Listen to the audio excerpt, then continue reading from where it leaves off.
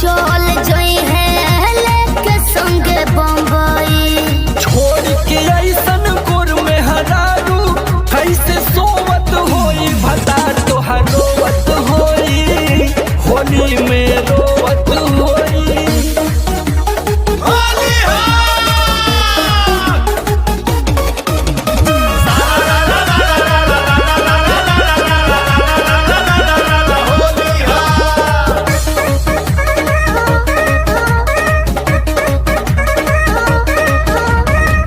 रंगी तोहे रंग से की जानू हो गुलाल से छूट जाए कलर जवन फट से हो गहल से।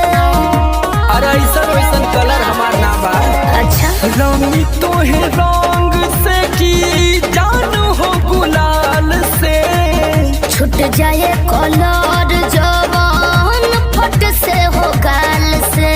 समर आलूक खीस में खटिया खान खरोहत होई भता तोहार रोवत होई तकियवे तोवत होई।